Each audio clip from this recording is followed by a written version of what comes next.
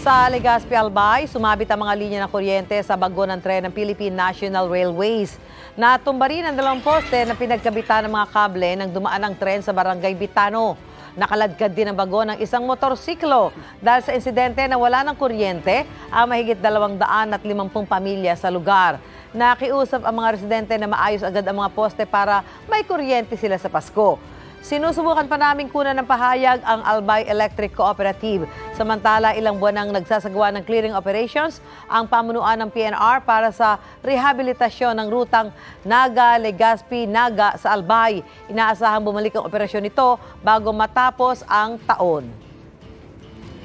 Mauna ka sa mga balita. Bisitahin at mag-subscribe sa GMA Integrated News sa YouTube. Sa mga kapuso abroad, samahan nyo kami sa GMA Pinoy TV at sa www.gmanews.tv.